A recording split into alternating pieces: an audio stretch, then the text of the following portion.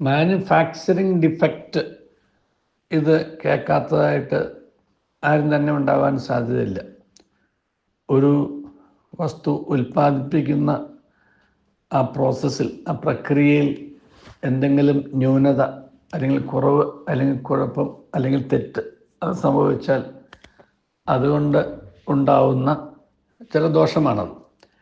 അതുകൊണ്ടാണ് നേരെ ഇരിക്കുന്നത് ചിലപ്പോൾ സ്വല്പം വളഞ്ഞിരിക്കും, എവിടെയെങ്കിലും സ്വല്പം ഒരു കുഴപ്പമുണ്ടാവും. അങ്ങനെ മാനുഫാക്ചറിങ് ഡിഫക്റ്റ് ഉള്ള വസ്തുക്കളൊക്കെ വില കുറച്ച് കൊടുക്കുകയൊക്കെ ചെയ്യും. കാരണം അതിന് യഥാർത്ഥ വില കിട്ടില്ല, ഒറിജിനൽ മൂല്യം കിട്ടില്ല. കാരണം അതിന് ഡിഫക്റ്റ് ഉണ്ട്, കുറവുണ്ട്, കുഴപ്പമുണ്ട്.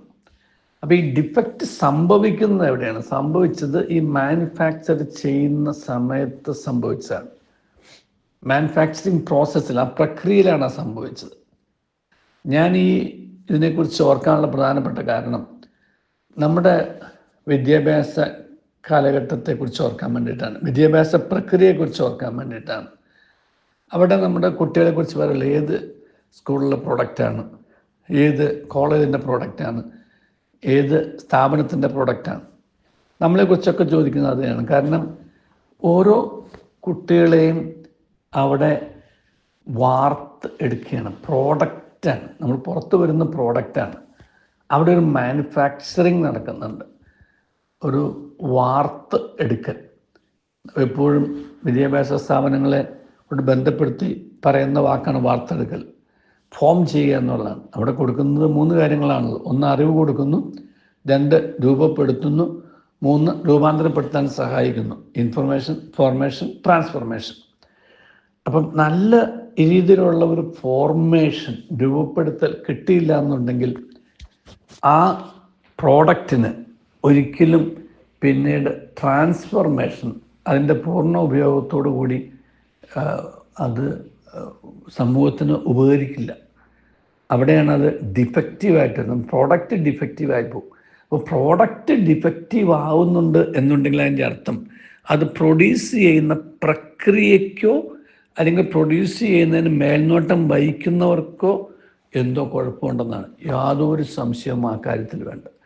അതുകൊണ്ട് ഇന്ന് നാം കാണുന്ന, സമൂഹത്തിൽ കാണുന്ന ഇത്തരം നമ്മളൊക്കെ ചിന്തിച്ചുകൊണ്ടിരിക്കുന്ന, 2 ദിവസമായിട്ട് ചിന്തിച്ചുകൊണ്ടിരിക്കുന്ന ഗുരുതരമായ പ്രക്രിയകളുടെ ഒക്കെ ഒരു പ്രധാനപ്പെട്ട കാരണം നമുക്ക് നമ്മുടെ വിദ്യാഭ്യാസ അല്ലെങ്കിൽ രൂപീകരണ സ്ഥാപനങ്ങൾക്ക് സംഭവിച്ച അപജയങ്ങളെ കൂടിയാണ്.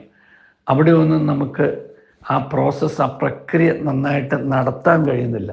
അതിൻ്റെ കാരണം അവരെല്ലാവരും അവരുടെ ഉദ്ദേശ ലക്ഷ്യങ്ങളിൽ നിന്നും കുറച്ച് വഴുതി മാറിപ്പോയിരിക്കുന്നു. അതിൻ്റെ കാരണം അതിന് നേതൃത്വം കൊടുക്കുന്നവരുടെ ദർശനത്തിൽ വന്ന വീഴ്ചകളാണ്. അതിൻ്റെ കാരണം ആ ദർശനങ്ങൾക്ക് ഒക്കെ വ്യത്യാസം വന്ന് ഇന്ന് അത് കേവലമായിട്ടുള്ള ഒരു ശമ്പളത്തിന് വേണ്ടിയിട്ടുള്ള ജോലിയായിട്ട് മാറിയിരിക്കുന്നു. ഒരു കാലഘട്ടത്തിൽ നമ്മൾ അങ്ങനെ ആയിരുന്നില്ല.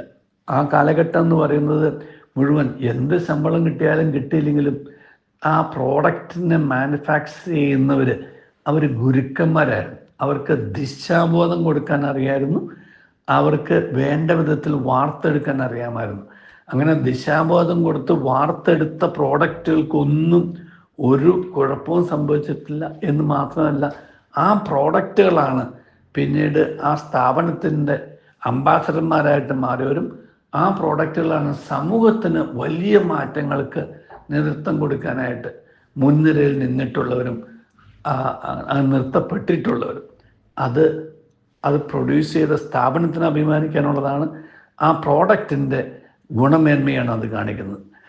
അപ്പോൾ നമ്മുടെ ഓരോരുത്തരുടെയും ഇന്നത്തെ വിദ്യാഭ്യാസ പ്രക്രിയയിൽ ഏർപ്പെട്ടിരിക്കുന്ന, അത് നടത്തുന്നവരും ആ വിദ്യാഭ്യാസ പ്രക്രിയയുടെ ഭാഗമാകുന്നവരും എല്ലാവരും ഉറക്കെ ചിന്തിക്കേണ്ട ഒരു കാര്യമാണ്, നമുക്ക് നമ്മുടെ പ്രോഡക്ട്സിൻ്റെ ഗുണമേന്മ എങ്ങനെയുള്ളതാണ്, അത് പ്രൊഡ്യൂസ് ചെയ്യുന്നവരുടെ കാഴ്ചപ്പാട്, സമീപനവും എന്താണ്.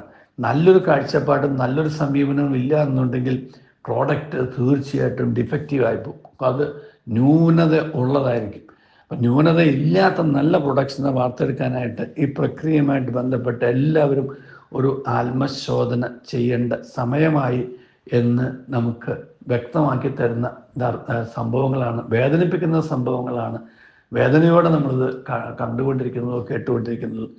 ആ ദുരന്തത്തിൽ നിന്ന് നമ്മുടെ സമൂഹത്തെ രക്ഷിക്കാനായിട്ട് ഈ പ്രക്രിയയുടെ, വിദ്യാഭ്യാസ പ്രക്രിയയുടെ ഏത് തരത്തിലുള്ളതാണെങ്കിലും, അത് പരിശീലനം കൊടുക്കുന്ന സ്ഥാപനമായാലും പഠിപ്പിക്കുന്ന സ്ഥാപനമാണേലും പിന്നെ യോഗ്യതകൾ കൊടുക്കുന്ന അല്ലെങ്കിൽ മറ്റു തരത്തിൽ കൊടുക്കുന്ന സ്ഥാപനങ്ങളാണെങ്കിൽ പോലും അവിടെയെല്ലാം അവിടെ പ്രൊഡ്യൂസ് ചെയ്യപ്പെടുന്ന പ്രൊഡക്ട്സ് ആ കുട്ടികൾക്ക് യഥാർത്ഥത്തിലുള്ള ജീവിതത്തെക്കുറിച്ചുള്ള കാഴ്ചപ്പാടും ജീവിതത്തോടുള്ള നല്ല സമീപനം പുലർത്താനും എല്ലാ വ്യക്തികളുടെയും തുല്യതയും അന്തസ്സും സ്വാതന്ത്ര്യവും മാനിക്കാൻ തക്കവണ്ണം അവരെ നല്ല മനുഷ്യരാക്കി വാർത്ത് എടുക്കാനും തക്കമുള്ള പ്രക്രിയയിൽ പങ്കുകാരാവാൻ അവർക്ക് കഴിയട്ടെ എന്ന് നമുക്ക് ആശംസിക്കാം, പ്രാർത്ഥിക്കാം.